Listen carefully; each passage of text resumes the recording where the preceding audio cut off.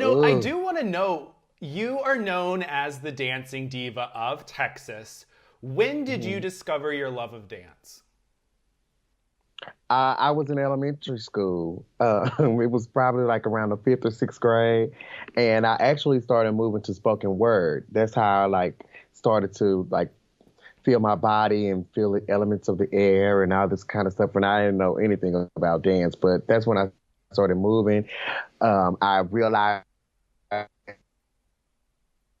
I was like, okay, this is something I can get into because I was already singing. I've been singing since I was like four, so I would, it was just another talent under my belt. I want you to paint me a picture of little young Kennedy in Dallas, Texas. What were you like when you were younger? I was very outgoing, very outgoing. I was a little boy with a little sugar in his tank. Very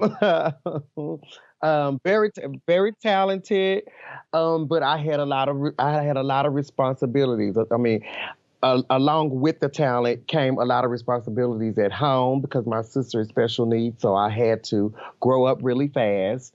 So here I am, very talented, responsibilities at home, and then dealing with my sexuality and being different from everybody. You said, dealing with your sexuality. I'm from Tennessee, and I know when I came out, that was the hardest thing ever, especially, growing up in, Baptist religion and stuff like that. That can be extremely hard. Was it hard for you in Texas to come out? Yes. Not so much as to come out, but it was more internal because I experienced a lot of bullying during my younger years. So I didn't understand why people was calling me faggot, and I didn't understand why. I'm just doing what I want to do. I just want, I'm just performing. I'm just, playing in sports and stuff, and just living my best life, and not knowing that the way I'm acting had a name to it. So nobody could really explain to me why people were like so mean and stuff. And I just kind of dealt with it internally until I was about 13 years old. And I kind of just got tired of everything. And, so I experienced attempting suicide. And that was like the start of, I guess that was like the start of my depression because you just feel like you in the world by yourself, and people you have, young kids are so cruel, honey. They are cruel. So it was just it. I don't want to say that my whole childhood was a mess, but I had some very good times because thank God I was very talented, and that was like my way of escape because once I hit the stage, everything just left. It was an avenue for me to just be myself and to perform. And you briefly just touched on depression, and I know that in Trixie's documentary, Moving Parts, you had mentioned that as well about battling that. Has that been something that has continued with you through your whole life?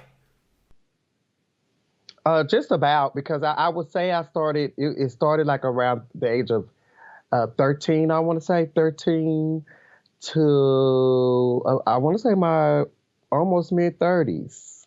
Wow. What was your way to deal with it? Yeah. I did. I'm not afraid to talk to a therapist. I talked to many therapists. I was admitted to the psych ward maybe one, two, three times, three times, and yeah, and really, as I got older, I learned my triggers, and I learned what really sent me into depression. And as I got older, part of the trigger was having bad company, which was like, bad relationships and people, you allow people being in your life to where you allow them to question yourself. I mean, you allow them this type of power in your life where you start to question yourself because of something that's not going right in the situation. Yep. So I had to clean that up. I had to get rid of, some things and started to protecting my peace. Now I didn't start protecting my peace until like, I want to say a year or two ago.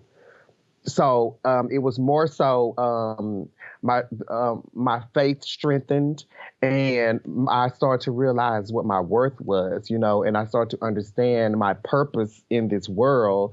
So once you understand your purpose, and once you understand that you are here for a reason, then the depression kind of ceases. And then when you find yourself in that place again, then you know what to do.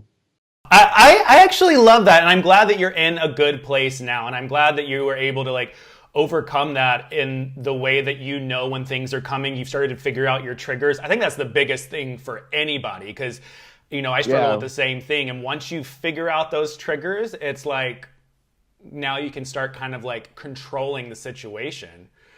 Oh yes. Oh yes.